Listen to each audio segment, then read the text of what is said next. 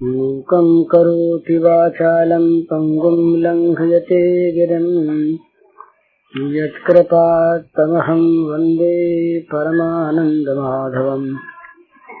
श्रीमन्मदनगोपालं वृन्दारण्यपुरन्दरं श्रीगोविन्दं प्रपद्येऽहं दीनानुग्रहकालकम्। वंशीविभूषितकरान्नवनीरदाभात् पीताम्बरादर्णबिम्बफलाधरोष्ठात् पूर्णेन्दुसुन्दरमुखादरविन्दनेत्रात् कृष्णात् परं किमपि तत्त्वमहं न जाने। नवजलधरवर्णं चम्पकोद्भासिकर्णं विकसितनलिनास्यं स्फुरन्मन्दहास्यं कनकरुचिदुकूलं चारुबर्हावचूलं कमपि निखिलसारं नौमि गोपीकुमारम्। भगवान ने लक्षण बताए ये अनन्य भक्ति के 5 बातें कही। मेरा काम करने वाला, मेरे परायण, मेरा भक्त, आसक्ति रहित और किसी प्राणी में भी बैर न रखने वाला, वो मेरा अनन्य भक्त है। उसके द्वारा मेरी भक्ति संपन्न होती है। तो जो मत्कर्म कृत है, मेरा कर्म करे, ये जब भगवान हमारे हो जाएंगे, एकमात्र भगवान हमारे, और जब हम भगवान के एकमात्र सेवक हो जाएंगे, तो हमारे जीवन में फिर कर्म अपना थोड़ी रहेगा। वो तो हमारे जीवन का प्रत्येक कर्म ये भगवान के लिए नहीं और करके भगवान के अर्पण नहीं, वो दर्जे दूसरे हैं। भैया हम कर्म करें, हम कमाएं किसी चीज को और किसी को दे दें, ये तो अर्पण होता है। और एक हम जो कुछ भी कर्म करें, वो कर्म तो हम करें और अपना कर्म करें, पर करें उनके लिए। सोचें हम, समझें हम, विचारें हम, तो उनके लिए करें। जैसे एक तो आदमी धन कमावे अपनी इच्छा से और कमा के किसी संस्था को दान कर दे, ये तो अर्पण हुआ। और एक अपनी बुद्धि से आप कमावे, पर कमावे उस संस्था के लिए, ये तदर्थन हुआ। और एक वो स्वयं अपनी बुद्धि से कुछ सोचे ही नहीं, जो कर्म उसको उचित लगे वही करे, अच्छा लगे वही करे, अपने न सोचे न अर्पण करे और न उसके लिए करे, उसका ही करे। सोचे वही, करावे वही, रुचि उसकी, विचार उसका, फल उसका। तो केवल फल का अर्पण नहीं है इसमें अपने कर्तृत्व को भी उनके अधीन कर देना है। सेवक जो है ना, सेवक का जो कर्तृत्व होता है, कर्तापन, ये मालिक के अधीन होता है। सेवक अपने मन की नहीं करता। सेवक का धर्म यही है कि जो हमेशा स्वामी की ओर देखता रहे, अपने लिए कुछ चाहे नहीं और अपने लिए किसी कर्म की बात सोचे नहीं, बस स्वामी के हित के लिए, स्वामी के रुचि के अनुसार आदेश की भी जहाँ प्रतीक्षा होती है, वहां भी सेवकत्व में कमी है। माने 3 प्रकार से कर्म होते हैं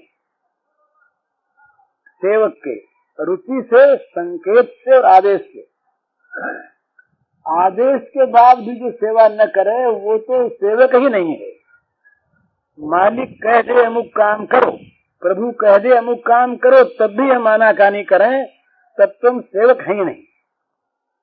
लेकिन हम मालिक के हुक्म की भी बाट देखते रहें, वे हुक्म देंगे तो करेंगे, तो तीसरे दर्जे के सेवक हैं। इशारा पा के करें तो दूसरे दर्जे के हैं, और मन देख के करें ये पहले दर्जे के हैं। तो रुचि, संकेत और आदेश मन देखकर, इशारा पाकर और हुक्म पाकर,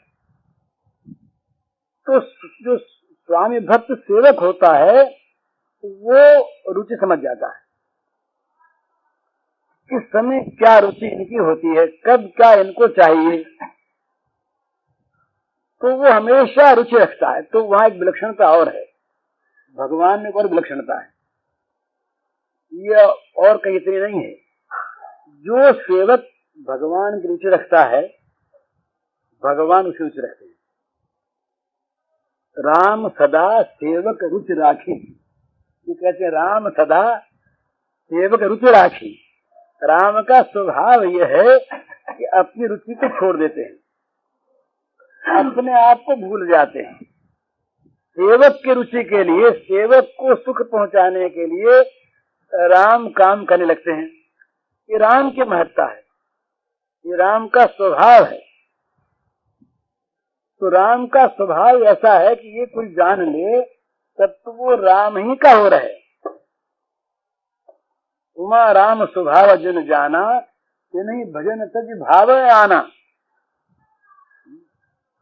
तुलसी राम स्वभाव सीध लखी, जौन भगत उराई, तो तुम जनन जाय जननी जड़, तम तरुणता गमाई। कहते हैं कि राम के शील और स्वभाव को जानकर भी अगर तुम्हारे मन में राम की भक्ति नहीं आई तो माता ने तुमको व्यर्थ ही जन्म दे करके अपने शरीर और यौवन को नष्ट किया। तो राम का ये स्वभाव है कि वो प्रेमी को बना लेते हैं प्रेमास्पद, ये भगवान का स्वभाव है। जब श्री गोपांगनाओं ने ये चाहा कि भगवान हमारे द्वारा सुखी हों, तो भगवान को सुख की आकांक्षा नहीं, तो उनके मन में जो ये भाव आया प्रेमियों के कि भगवान हमारे द्वारा सुखी हों, तो भगवान यहां तक उतरे कि उनके लिए मन भी बनाया। भगवान अमना है ना, उनके लिए मन बनाया, उनके लिए शरीर को प्रकट किया, और उनके लिए वो सब क्रियाएं की जिन क्रियाओं को लोग आज भी दोषी बताते हैं। भाई भगवान ने माखन की चोरी की, भाई भगवान और चोर, ये कैसे? चोरी तो महापाप है, भगवान चोरी कैसे करते? ये बात ठीक नहीं। तो वहां कुछ बेसमझी की बात भी है। चोरी तो होती दूसरे की चीज की, और चोरी होती है छिपकर, और चोरी होती है अपने लाभ के लिए। यहाँ तीनों चीज नहीं है। भगवान की सारी चीज है, जिसका जो कुछ भी है उस सब के मालिक भगवान है, और भगवान जहां पर है वहां पूरा प्रकाश है, छिपावट हो ही नहीं सकती। और भगवान उस चीज को क्यों बनाते हैं? उसकी प्रसन्नता के लिए करते हैं। तो चोरी है ही नहीं, ये तो एक पर भाव क्या इसमें है कि वो गोपिका चाहती हैं। एक दिन की बात है, मैया मक्खन बिलो रही थी, यशोदा मैया माखन बिलो रही थी, तो श्री कृष्ण ने खड़े हो गए आकर। तो मैया ने यूं मुंह किया उस तरफ को, उन्होंने लौंदा निकाल लिया मक्खन का, और फिर जब बिलोने लगे तो पीछे मुंह करके खाने लगे। अब मैया ने देखा इतने मेरे ये तो खा रहा है, कहां से आया? तो देखा मैया मारेगी तो भागे वहां से। तो गोपी एक खड़ी थी, उसने देखा कि देखो कितना आनंद है, अब ये तो मैया है, मैं तो मैया नहीं, मेरे घर में श्याम सुंदर कब यूं आके खावे। तो गोपी की अभिलाषा हुई, बड़ा प्रेम था। भगवान ने मन ही मन कह दिया अच्छा तुम्हारा मक्खन भी लेंगे। तो गोपी ने कहा महाराज ऐसे ही देना पड़ेगा। इसी प्रकार से छिपकर और फिर छिपकर आप खाएं और छिपकर भागें। बोले ठीक है ऐसे करेंगे। तो ये तो पूजा स्वीकार है, चोरी कहाँ है? ये तो भगवान का उस पूजा को स्वीकार करना। तो ये क्यों किया भगवान ने? ये प्रेमी के मन की इच्छा पूर्ण करने के लिए। श्रीमद् भागवत में आया कि भगवान खंबे को फाड़ करके और आधा शरीर आदमी का आधा सिंह का पशु का ये बना के निकले। तो भाई ऐसा क्यों किया भगवान ने? ब्रह्मा प्रेमी थे, शंकर प्रेमी थे। उन लोगों ने जहां जहां जिस जिसको जो वरदान दिया वैसे वैसे भगवान बने। तो ब्रह्मा जी ने कह दिया था तो इसलिए तो ये नरसिंह बने। पर प्रहलाद ने कह दिया था खंबे में है। तो सत्यम विधातुम निज भृत्य भाषितम, अपने सेवक की कही हुई बात को सच करने के लिए वो खंबे से निकले, और कैसे निकल जाते? तो राम सदा सेवक रुचि राखी। ये भगवान का स्वभाव है कि सेवक की यहां तक रुचि, जिन रुचियों को भाई वो समझा देते ऐसा काम नहीं करेंगे, पर वो ऐसी बात नहीं, वो तो रुचि रख देते हैं। वो ऐसी बात ऐसा ऐसी सही तो हमारे आपकी बदनामी हो गई। बड़े बड़े ऋषि लोगों ने कहा ये सब क्या करते हैं भगवान, बदनामी होगी, अविश्वास होगा। हुआ जब वो खा रहे थे वहां पर बैठे, वन भोजन हो रहा था सखाओं के साथ, तो बड़ा आनंद भोजन था। सब ने अपनी अपनी चीजें जो जिसके आई थी सब कहें कन्हैया से जा बड़ी स्वाद है, तू जा चख तो ले। सब चखावे, सब की चखें, सबको चखावे, हंसे हंसावे। ये सब देख करके ब्रह्मा जी ने देखा कि अभी अभी ये राक्षस की आत्मा ज्योत निकली और वो जिसमें समा गई, ये वही बालक, और अब ये इस प्रकार से खा रहा है और हंस रहा है, ये भगवान कैसे है? तो वहां पर इस शंका का निराकरण करने के लिए लोगों ने ये बताया, टीकाकारों ने, कि वे ब्रह्मा जी प्रेम रस का स्वाद चखना चाहते थे, इसलिए उन्होंने ऐसा किया। उनको मोह नहीं था। पर मोह हो जाए तो क्या आश्चर्य है? इस प्रकार की लीला, छोटे से बच्चे बन गए और हरेक की जूठन भी खाने लगे और ललचाने लगे। तो जो पूर्ण काम, आप काम, जिनको कभी भूख लगती नहीं और कभी भूख लगती है तो रुद्र रूप से सारे जगत को खा जाते हैं, वो भगवान यूं यूं जरा जरा से मक्खन के लिए और इसके लिए यूं ब्रह्मा जी को मुंह हुआ। तो ब्रह्मा जी मुंह का अर्थ यही है, ब्रह्मा जी कहते हमारे ऐसा काम न किया करो, ये आपके लायक काम थोड़ा ही है। पर भगवान को शर्म नहीं आती। राम शास्त्री सेवक से राखी, जिसकी अग्र पूजा हो वे भगवान स्वयं वहां पर काम लिया उन्होंने आए हुए लोगों के पैर धोने। राजस्वी यज्ञ में भगवान ने अपने जिम्मे काम लिया, बोले हमें भी कुछ काम सौंपो। स्वयं सेवक थे वहां पर, तो भगवान को काम सौंपा गया। ये भगवान से पूछा कि आप क्या काम लेंगे? तो बोले भाई तुम्हारे घर में जितने अतिथि आए, कितना प्रेम है अपने मित्र के घर में आने वाले अतिथियों के चरण धोना। अतिथि तो मानते हैं उनको सबसे बड़ा, जो अतिथि घर में आते हैं वो तो मानते हैं उनको सबसे बड़ा, पर ये काम लेते हैं अतिथियों के चरण धोने के लिए। हमारे मित्र के घर में आ रहे हैं ना, तो वो हमारे पूजनीय है, उन सब के चरण धोने का तो काम लिया। और हुई वहां पर उनकी अगर पूजा। जब पूजा का मौका आया, भाई किसकी पूजा पहले करें, तो जो सबसे बड़ा हो उसकी पूजा पहले, सब बातों सबसे बड़ा। तो भीष्म जी का प्रस्ताव हुआ श्री कृष्ण की पूजा, ये सबसे बड़े। एक शिशुपाल के सिवा किसी ने भी विरोध नहीं किया, सबका समर्थन था, कहा पूजा के योग्य यही है। तो जिनकी अग्र पूजा हो इतने बड़े समारोह में, यज्ञ में, बड़े बूढ़ों के सामने, वे भगवान निर्लज्ज होकर काम लेते हैं चरण धोने का।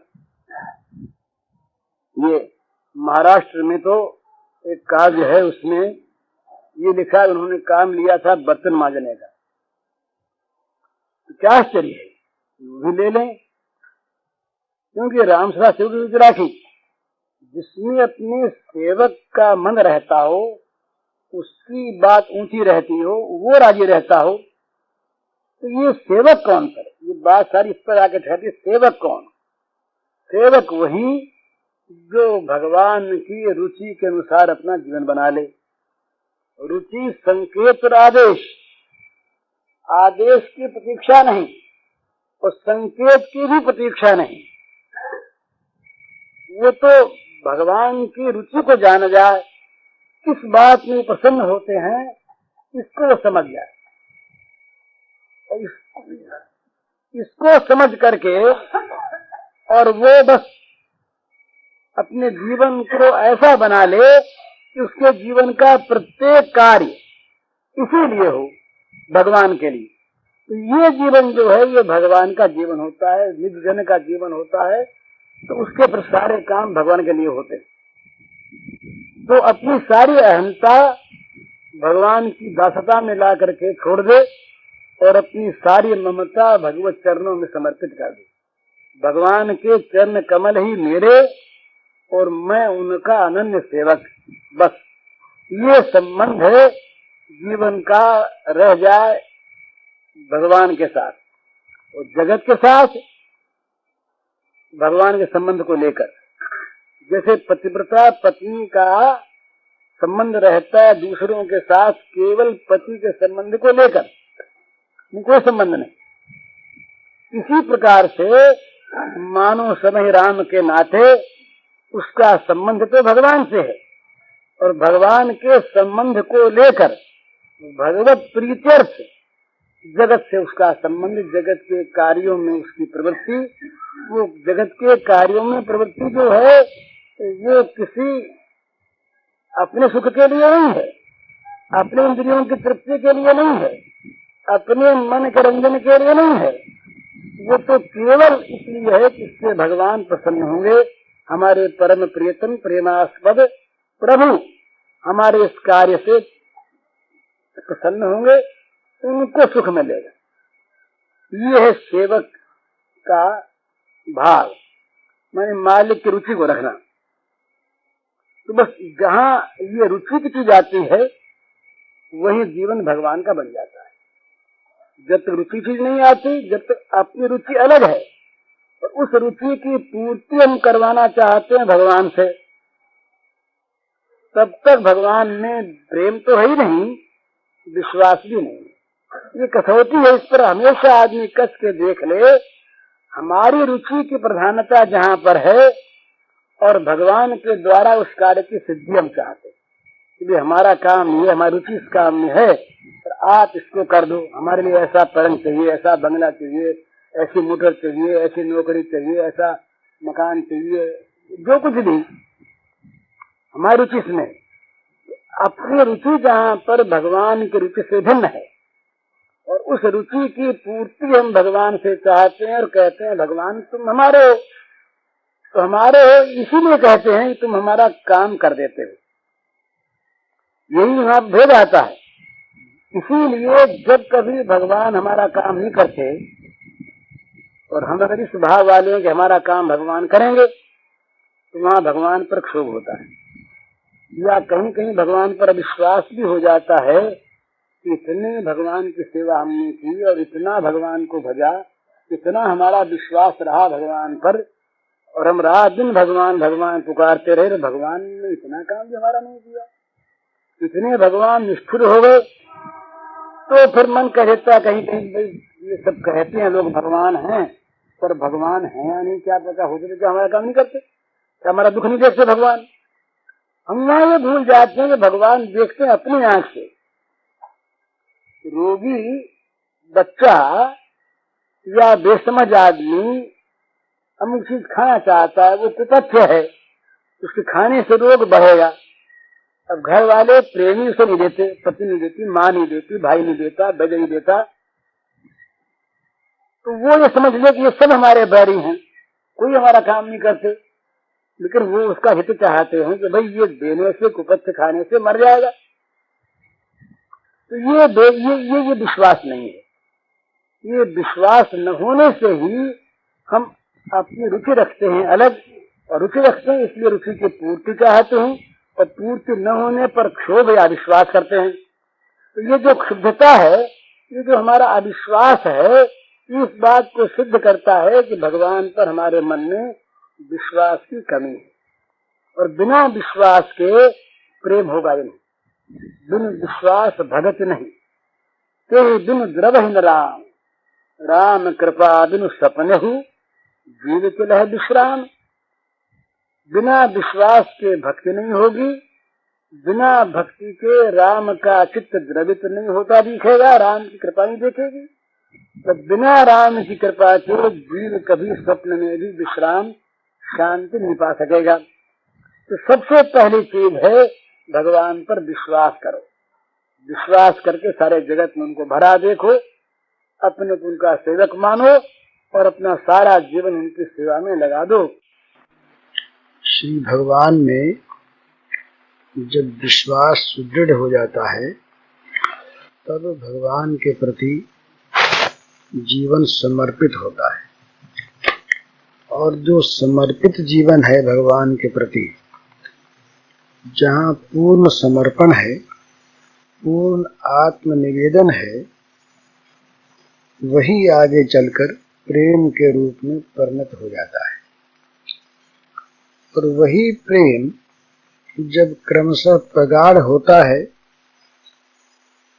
तब स्नेह, मान, प्रणय, राग, अनुराग, भाव, महाभाव इत्यादि का उदय होता है।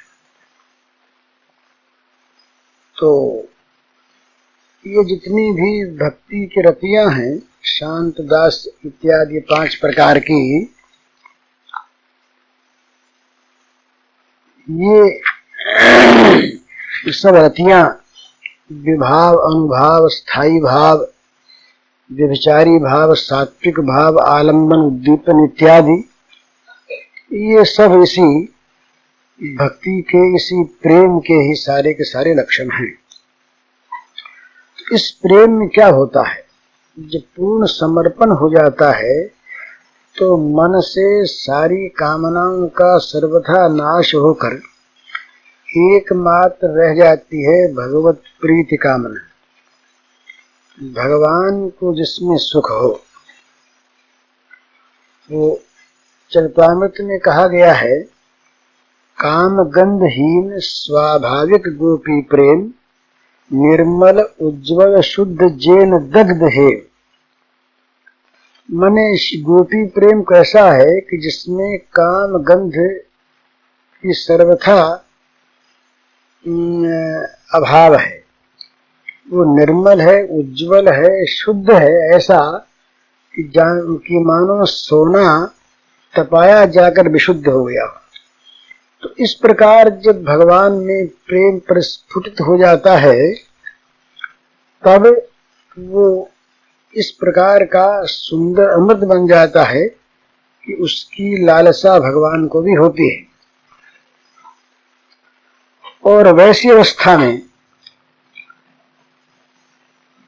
जब इस प्रकार पूर्ण समर्पण की अवस्था हो जाती है, तब वास्तविक गोपी प्रेम की स्थिति आरंभ होती है।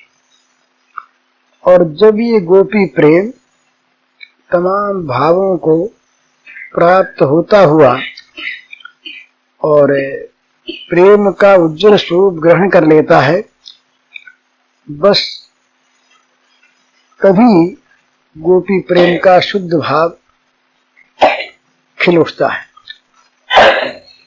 भगवान ने गोपी प्रेम की प्रशंसा करते हुए ये कहा, और सच्ची बात कही, वहां पर इतनी अंतरंगता हो जाती है कि दूसरा भाव रहता ही नहीं। और जैसे भक्त भगवान के प्रति समर्पित चित्त होता है, इसी प्रकार से प्रेमास्पद भगवान स्वयं अपने को अर्पित कर देते हैं उन गोपियों के प्रति, उनके आश्रित हो जाते हैं,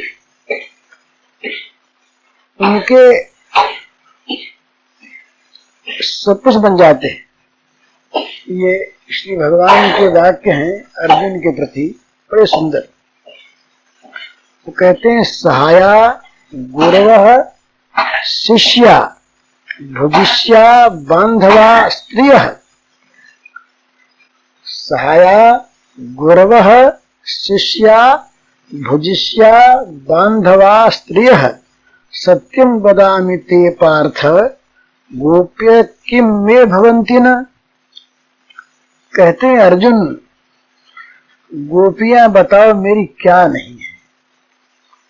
वे मेरी सहायक हैं, वे मेरी गुरु हैं, वे मेरी शिष्य हैं, वे मेरी भोग्या हैं, वे मेरी बंधु हैं, वे मेरी स्त्री हैं। तो मैं तुमसे सत्य सत्य कहता हूं अर्जुन कि गोपियां मेरी क्या नहीं है, सब कुछ है। क्यों ऐसी बात है? तो कहते हैं कि मेरे मन का जो भाव है उसको जानती हैं तत्व से केवल गोपियां ही, और कोई जानता ही नहीं। मन महात्म्यम मत सपर्याम मत श्रद्धाम और मन मनोगतम जानन्ति गोपिका पार्थ नान्ये जानन्ति तत्वतः।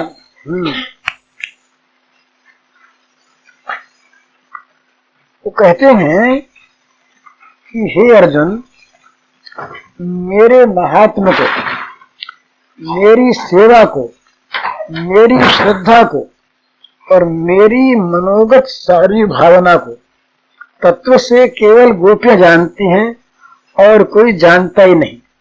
तो भी क्यों नहीं जानता, क्या बात है? तो बस यही बात है कि जहां प्रेम परिपूर्ण होता है वहां इतनी अंतरंगता हो जाती है कि प्रेमी के सामने प्रेमास्पद का मन कुछ भी छिपा नहीं सकता। मने छिपावट वहीं तक होती है जहां संकोच होता है, और प्रेमास्पद प्रेमी के निकट इतना निसंकोच हो जाता है, उस प्रेमी का प्रेम इस प्रकार से प्रेमास्पद को संकोच रहित कर देता है कि उसके मन की प्रत्येक छिपी से छिपी बात उस प्रेमी के सामने प्रकट हो जाती है, प्रेमी के मन में आ जाती है। तो भगवान कहते हैं कि भाई गोपियों के समान जो मेरा प्रिय है वो कोई नहीं है।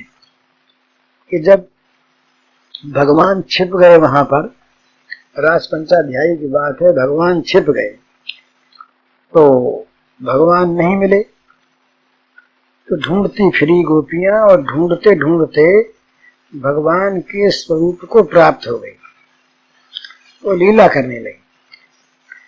इसके बाद भगवान प्रकट हो गए। तो गोपियों ने पूछा, महाराज कहाँ चले गए थे, कहाँ छिप गए थे? तो भगवान ने कहा, एवं मदर्थोजित लोक वेद स्थानामि वो मयि अनुवृत्तये बलः मया परोक्षम भजतो तिरोहितम मासूयतम मारत प्रिय प्रिया। भगवान ने कहा कि गोपी को, भाई तुमने मेरे लिए लोकविद सब का परित्याग कर दिया, तो मैं निरंतर देखना चाहता हूं तुम लोग मेरा कैसे ध्यान करती हो, तुम लोग मेरे निमित्त किस प्रकार की परस्पर प्रेम चर्चा करती हो। तो मैं तुम्हारी उस प्रेम चर्चा को सुनने के लिए और तुम्हारे उस ध्यान प्रवाह का ठीक ठीक संपादन होता रहे, इसके लिए कहता हूं तुम्हारे निकट ही पर छिप जाएगा, छिप छिप करके तुम्हारे प्रेमालाप को सुनता हूँ और तुम्हारा जो ध्यान का प्रवाह है उसको चलाता रहता हूँ। तो मैं तुम्हारा बड़ा प्रिय हूँ, तो तुम उस पर दोषारोप मत करना। तो मतलब कहने का यह है कि पूर्ण विश्वास से समर्पण होता है। समर्पण जहाँ संपूर्ण होता है वहाँ रति पैदा होती है, और रति जब प्रगाढ़ होती है तो गोपी भाव की उत्पत्ति होती है। और गोपी भाव जहाँ पूर्ण रूप से विकसित है उसी का नाम है महाभाव, उसी का नाम है राधा भाव। तो ये राधा भाव जो है ये और कहीं नहीं है, ये तो केवल इन ब्रज की गोपिकाओं के यूथ में ही है। भगवान की जो पट्ट महिषियां हैं, पटरानियां द्वारिका की, उनमें ये भाव नहीं है। मुकुंद महिषी वृंदये अत्युसावति दुर्लभ भज देव संगे दियो महाभावा खेयोच्यते। कहते जो महाभाव है ये श्री कृष्ण की जो पटरानियां हैं द्वारिका की, उनके लिए अत्यंत दुर्लभ है। ये तो केवल भज सुंदरियां जो हैं उन्हीं के संवेद्य है, अर्थात उन्हीं में संभव है। इसी से इसका नाम महाभाव है। तो महाभाव की प्राप्ति ही ये राधा भाव की प्राप्ति है। महाभाव का उदय ही राधा भाव का उदय है, और महाभाव की स्थिति राधा भाव की स्थिति है। महाभाव की लीला राधा की लीला है। महाभाव ही राधा है और राधा ही महाभाव है। ये जो महाभाव है ये जगत में सर्वोत्तम वस्तु है। इससे ऊंची कोई चीज साधना के साध्य के राज्य में नहीं है। तो ये महाभाव जो है ये अत्यंत श्रेष्ठ है, और ये प्रेमियों के स्वरूप की संपत्ति है। और ये महाभाव बस एक ही जगह पर संसार में अब तक प्रकट हुआ है कि वह श्री राधा महाभाव राधा होकर के प्रकट हुई है। तो इस प्रकार का जो राधा भाव है ये भगवत विश्वास पूर्वक सारा अहम भगवान के अर्पित हो जाने पर, प्रेमास्पद भगवान के साथ तन मन जीवन आत्मा के मिल जाने पर प्राप्त होता है, और इसी की प्राप्ति जीवन का परम ध्येय है। हरिओम। पूज्य श्री भाई जी के इस प्रवचन का शीर्षक है भगवान को प्रसन्न करने के उपाय, और इसका कैसेट संख्या है 69।